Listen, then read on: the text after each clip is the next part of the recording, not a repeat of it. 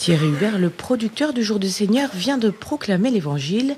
Et maintenant, nous retrouvons le père Vincent Cabanac, assomptionniste, que nous avons entendu témoigner dans le magazine tout à l'heure. Qui de nous ne souhaiterait pas avoir une vie savoureuse et lumineuse? Dans nos rêves les plus fous se dessine, j'imagine, le désir d'éclat et de frisson pour jalonner une existence qu'on ne veut ni monotone, ni insipide. Après le discours des Béatitudes lu la semaine dernière, Jésus, en l'évangile de Matthieu, précise ce qui doit donner du goût et de la clarté à la vie. Avec la foi, les chrétiens reçoivent en eux un bien précieux qui peut et doit donner du goût et doit révéler la saveur de ce que l'on vit. Elle vient éclairer le chemin que l'on parcourt, elle donne de la luminosité pour avancer dans la brume que forment en nous la maladie, le désespoir ou le doute. Le poids des ans et parfois les soucis de santé qui touchent aussi bien des jeunes que des personnes âgées pèsent sur les épaules et conduisent à un certain isolement. Combien nécessaire se révèle alors le besoin d'une parole, d'une présence qui permettent de garder espérance et foi. Dans son récent message pour la journée du malade, le pape Léon XIV met cela en exergue et nous dit « Nous vivons immergés dans une culture de l'instantanéité, de l'immédiateté, de la précipitation, mais aussi du rejet et de l'indifférence qui nous empêche de nous approcher, de nous arrêter en chemin pour regarder les besoins et les souffrances autour de nous. Au sein de nos familles, de nos communautés, et plus encore dans les EHPAD, les maisons de retraite et les hôpitaux, on mesure bien l'importance du geste gratuit et délicat, du mot affectueux qui vient calmer une angoisse, apaiser une douleur. À côté des familles, les soignants jouent un rôle essentiel qui doit être sauvegardé et respecté. Le message de Lourdes et l'expérience du pèlerinage en ce lieu, en particulier par les personnes les plus fragiles, appellent à une prise de conscience.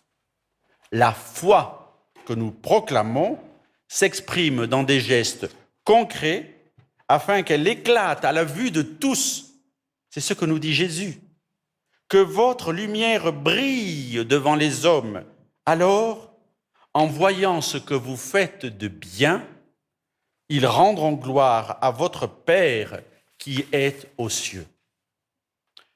Je me souviens d'une expérience vécue ici, un peu unique, un 15 août, lors du pèlerinage national.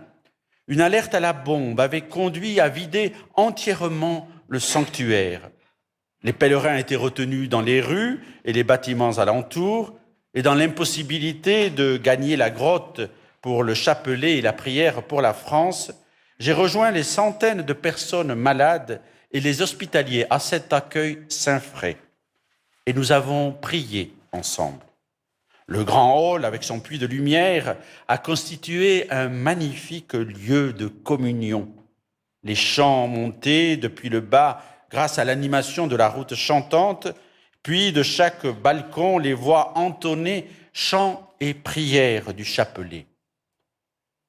Parallèlement, nos regards se tournaient vers le haut, car la lumière venait bien du ciel, dont nous percevions l'éclat à travers le toit de verre.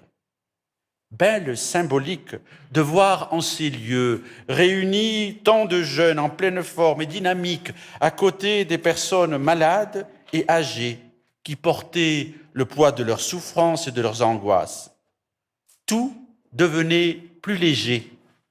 La joie d'une prière commune et d'une foi partagée donnait du baume au cœur pour ne plus voir seulement le danger d'une bombe faussement annoncée, mais pour ressentir réellement un apaisement.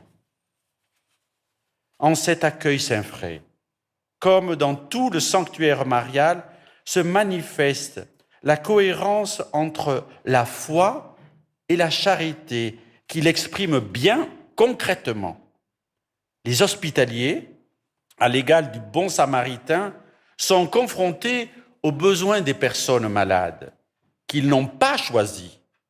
Ils les reçoivent comme leurs prochains. Il ne s'agit pas toujours de faire des gestes extraordinaires, mais de donner du sens à tous les gestes ordinaires. Et cela aide à la conversion des cœurs. En effet, comme le dit le pape, l'amour n'est pas passif. Il va à la rencontre de l'autre.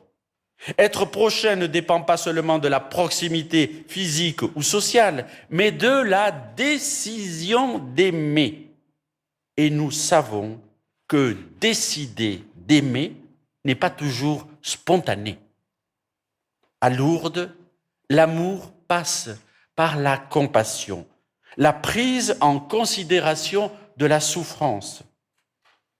Et comme on l'a entendu dans le livre d'Isaïe, si tu consoles les désirs du malheureux, ta lumière se lèvera dans les ténèbres.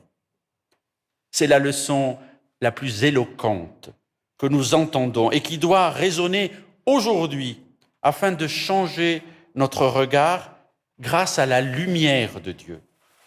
Gardons le goût de la vie. Respectons-la à chacune de ses étapes et ne cessons de laisser Dieu illuminer nos relations par notre charité et notre compassion.